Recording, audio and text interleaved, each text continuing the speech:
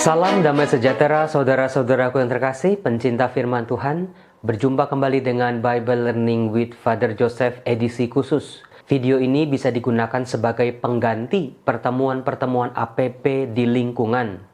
Untuk mencegah virus corona menyebar, maka dengan terpaksa pertemuan-pertemuan APP di lingkungan harus ditiadakan. Tetapi jangan khawatir saudara-saudara, iman kita, persiapan kita menyambut Paskah jangan sampai terganggu. Maka saya akan membuat sebuah video yang bisa Anda gunakan untuk refleksi pribadi Anda. Saya akan memulai dengan pertemuan APP yang ketiga dengan judul Pembela Keadilan. Mari saudara-saudara, kita mulai permenungan kita. Katakanlah dalam doamu, seperti doa seorang pemazmur yang meminta kepada Tuhan, hidupkanlah aku menurut keadilan-Mu, ya Tuhan. Dalam nama Bapa dan Putra dan Roh Kudus, amin. Tuhan bersertamu dan sertamu juga. Saudara-saudaraku yang terkasih, pemazmur dalam doanya berkata, hidupkanlah aku dengan keadilan-Mu, ya Tuhan.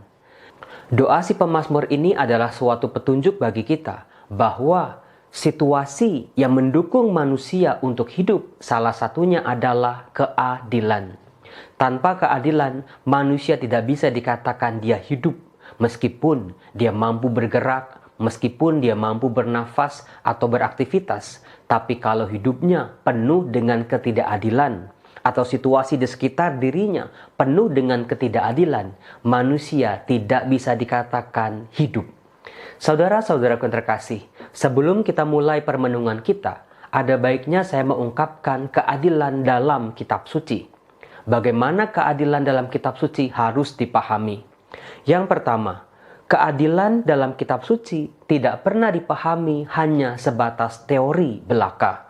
Maka, kalau gereja mau memperjuangkan keadilan, kalau kita umat beriman mau berbicara tentang keadilan, tidak pernah bisa berhenti hanya dalam kata-kata saja, hanya dengan doa-doa dan ibadat saja, hanya dengan teori-teori di atas kertas saja. Keadilan dalam kitab suci sifatnya konkret. Bagaimana manusia beriman memperjuangkan keadilan dari awal sampai keadilan itu sungguh-sungguh tercipta. Maka dari itu saudara-saudara, muara dari seluruh permenungan APP kita tahun ini adalah tidak boleh hanya berhenti pada teori belaka, pada niat-niat suci, atau mendoakan orang-orang lain saja, meskipun itu baik. Tetapi harus bermuara pada tindakan konkret, di mana, bagaimana, dan kepada siapa keberpihakan kita sebagai umat beriman berpihak. Apa yang kita lakukan kepada orang-orang para korban ketidakadilan. Itulah yang menjadi permenungan kita di awal. Saudara-saudara, mari kita buka dengan doa. Silakan kalau Anda punya buku ini, Anda bisa pegang di tangan Anda. Kita berdoa bersama-sama. Allah Bapa sumber keadilan, terima kasih atas rahmat perjuangan keadilan dan kesejahteraan yang terjadi di tanah air Indonesia ini. Mampukanlah kami untuk dapat Engkau bimbing, sehingga kami terus dapat disadarkan bahwa setiap pribadi manusia mempunyai hak yang sama dengan tidak membedakan mereka yang kaya dan miskin, kuat dan lemah, serta mereka yang membutuhkan bantuan dari kami. Doa ini kami satukan dalam nama Yesus Kristus Putramu, yang bersama Dikau dan Roh Kudus, Allah yang hidup, kini dan sepanjang segala masa. Amin.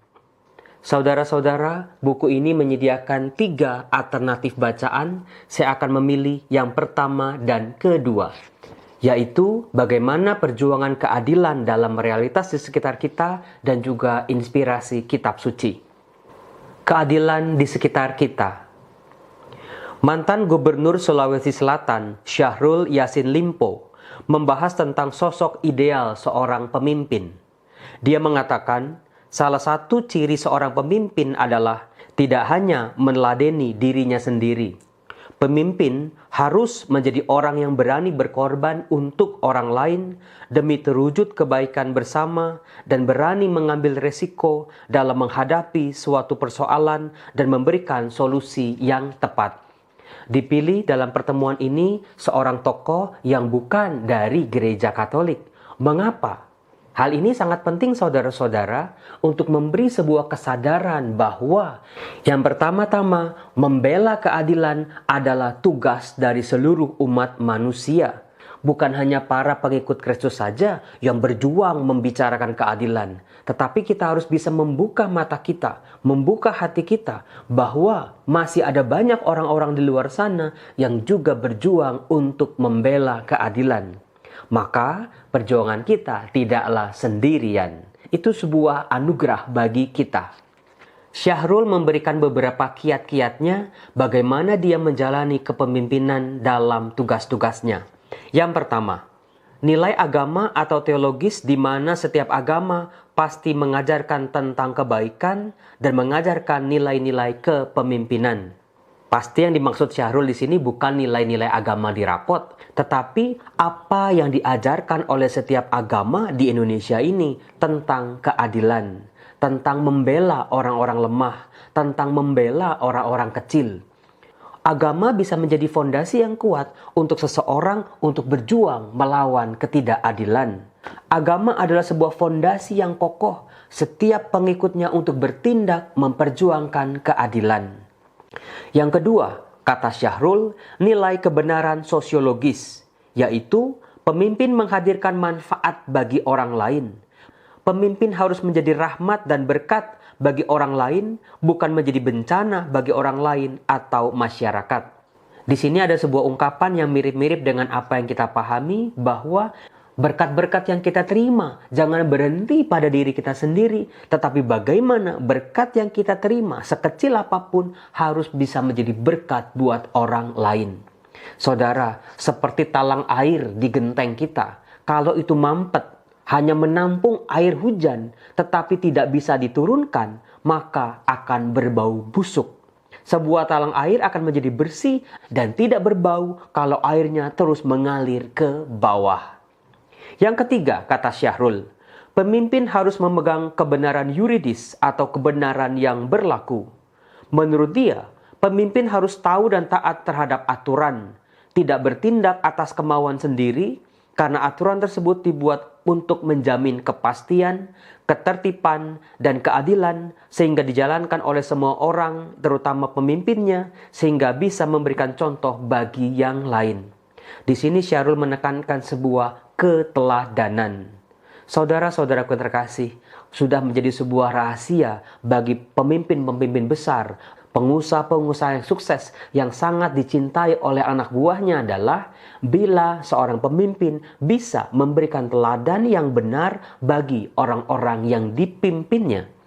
Zaman sekarang sudah tidak bisa lagi orang berkuasa menyuruh ini dan itu hanya dengan kuasa yang dia miliki.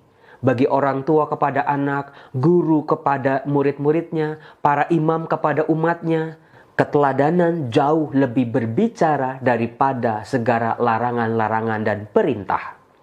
Sementara yang terakhir, kata Syahrul adalah seorang pemimpin harus memiliki kebenaran kultural.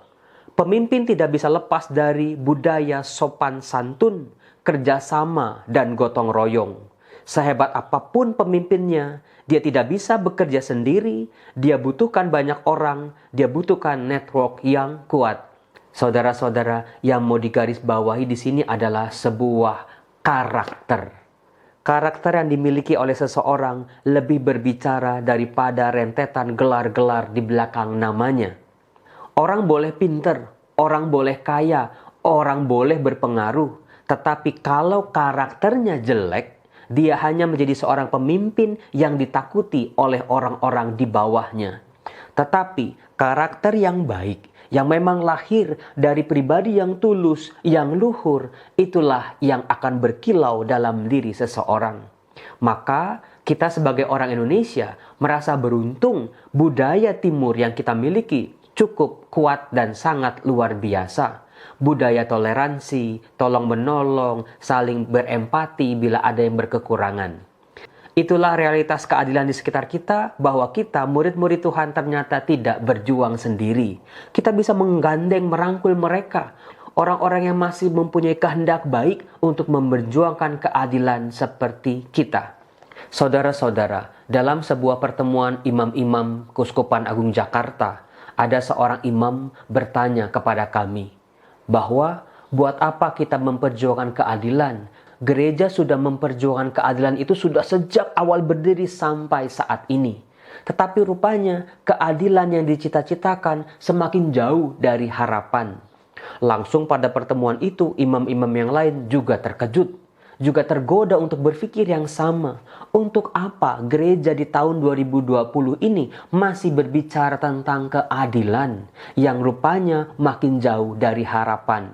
Yang kaya semakin kaya, yang miskin semakin miskin.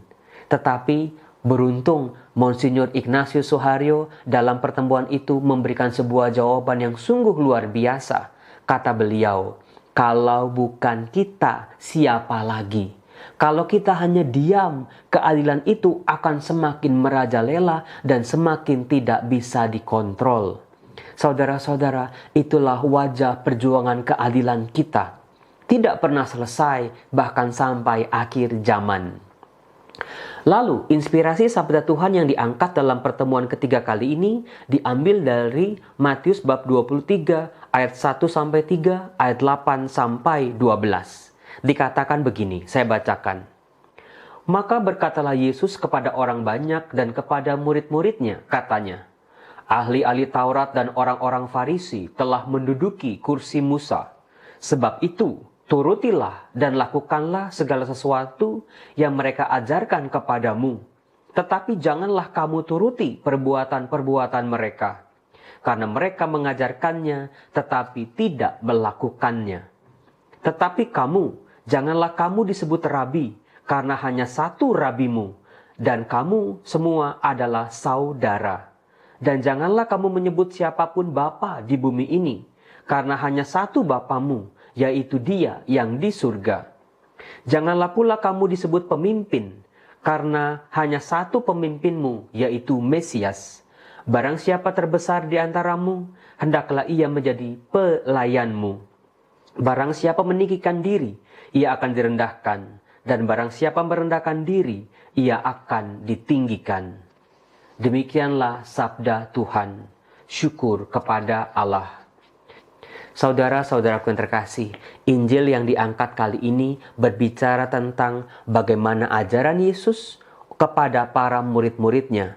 Yesus mengajarkan kepada para muridnya untuk mereka bisa membedakan antara orang-orang yang mengajarkan hukum-hukum Allah dengan perbuatan mereka.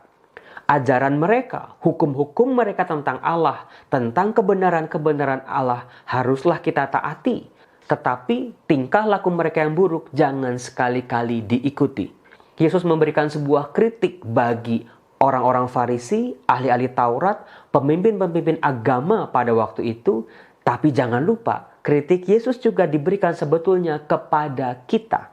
Khususnya mungkin kepada saya, kepada para pemimpin-pemimpin yang selama ini mengajarkan tentang keadilan, tentang kebenaran, tentang bela rasa, membantu orang kecil.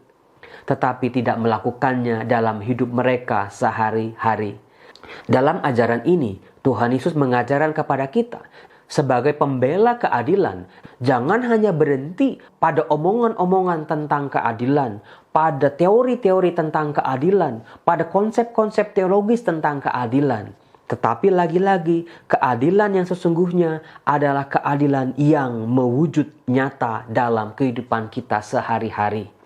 Maka dari itu, dalam rangka membela keadilan, saya mau Anda saat ini silakan pejamkan mata, Anda mulai lihat.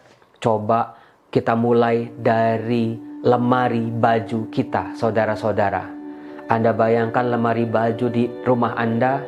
Silakan bayangkan Anda buka. Itu ada banyak baju-baju yang sudah tidak pernah Anda pakai. Tidak dikasih orang, tapi dipakai juga enggak. Tapi nanti ujung-ujungnya jadi terbuang. Dalam hal ini kita tidak berbuat keadilan. Masih banyak orang di luar sana yang bajunya compang-camping, yang tidak punya baju yang layak untuk dipakai. Kita mungkin berpikir, oh nanti kita akan pakai, oh nanti kita akan gunakan. Saudara-saudara, Percayalah, kalau sebuah baju di lemari Anda sudah 5 tahun tidak pernah Anda pakai, berarti baju itu tidak akan pernah Anda pakai seumur hidup Anda lagi. Beri kepada orang lain daripada manfaat dari baju itu menjadi sia-sia. Kemudian kita bisa berlanjut ke kulkas Anda, lemari pendingin Anda di rumah. Silakan Anda buka apa yang ada di dalamnya. Ada makanan-makanan yang sudah Anda beli sudah sejak lama. Dimakan tidak, dikasih orang tidak, tetapi nanti akhirnya expired dan akhirnya dibuang. Saudara-saudara, dalam hal ini kita juga tidak melakukan keadilan. Masih banyak orang di luar sana yang tidak tahu harus makan apa. Kita dengan prinsip sayang, sayang, dan sayang, tetapi kita makan juga enggak. Saudara-saudara, kalau Anda punya makanan berlebih, jangan hanya untuk disimpan-simpan. Ingat, tidak semua makanan yang Anda simpan di kulkas itu sehat kalau Anda makan lagi. Tidak semua makanan bisa disimpan dalam jangka waktu yang lama, meskipun disimpan di lemari pendingin Anda. Lalu kita lihat lagi, lebih menusuk lagi mungkin ini untuk ibu-ibu. Silakan cek tas-tas Anda. Anda punya begitu banyak tas di rumah. Lalu juga sepatu-sepatu yang begitu banyak. Anda kumpulkan, Anda tumpuk-tumpuk, Anda simpan dengan rapi sekalipun, tapi tidak pernah Anda pakai. Prinsipnya sama saudara-saudara. Kalau tas itu atau sepatu itu 5 tahun Anda tidak pernah gunakan, berarti Anda tidak akan pernah menggunakannya lagi. Beri kepada orang lain yang mungkin bisa iri hati kepada Anda. Karena Anda punya begitu banyak barang, tetapi mereka tidak memiliki satu pun. Dalam hal ini kita juga melakukan tindakan ketidakadilan. Saudara-saudara, masih banyak hal lain lagi yang bisa kita korek. Berilah kepada orang lain. Tetapi saudara-saudara, prinsip memberi itu berbeda dengan prinsip membuang. Misalnya, Anda punya 10 siomay. Lalu Anda makan sendiri dan hanya habis 3 somai. Tujuannya lagi Anda kasih ke orang lain. Saudara, itu bukan prinsip memberi, tetapi prinsip membuang. Kita membuang makanan yang tidak kita habiskan. Tetapi berbeda dengan prinsip berbagi, saudara-saudara. Kalau kita punya 10 somai, kita harus bisa berpikir, kita bisa makan berapa? Oh, kita bisa makan 4. Sisihkan yang 4, lalu yang lain berikan kepada orang lain. Itu keadilan, itu berbagi. Mari saudara-saudara, kita hening sejenak. Kita doakan orang-orang yang sampai saat ini masih hidup dalam taraf kemiskinan yang sangat parah. Tuhan, berilah semangat dalam batinku, dalam jiwaku, semangat untuk berbagi kepada mereka yang memerlukan. Janganlah dalam diriku ya Tuhan punya semangat menumpuk-numpuk barang ataupun makanan. Berilah diri kami Tuhan rahmat yang cukup untuk bisa berbagi kepada mereka yang membutuhkan. Terlebih di saat-saat ini ketika banyak orang harus terlunta-lunta karena tidak mempunyai pekerjaan bahkan makanan yang cukup. Tuhan, berilah kami rasa keadilan dan juga berjuang terus untuk memperjuangkan keadilan dalam hidup kami. Bapa kami yang ada di surga, dimuliakanlah namamu, datanglah kerajaanmu, jadilah kehendakmu di atas bumi seperti di dalam surga. Berilah kami rejeki pada hari ini, dan ampunilah kesalahan kami, seperti kami pun mengampuni yang bersalah kepada kami. Dan janganlah masukkan kami ke dalam pencobaan, tetapi bebaskanlah kami dari yang jahat. Amin. Tuhan bersamamu dan bersama rohmu. Semoga seluruh hidup kita, keluarga kita, perjuangan kita terhadap keadilan dunia ini semakin dipulihkan oleh kasih Allah dan keadilan Allah, dan dihidupkan kembali oleh rahmat-Nya dalam nama Bapa dan Putra dan Roh Kudus. Amin. Saudara-saudaraku terkasih, dengan ini refleksi tahun keadilan minggu yang ketiga sudah selesai. Marilah kita pergi, kita terus berjuang sebagai pembela-pembela keadilan. Tuhan Yesus memberkati saudara.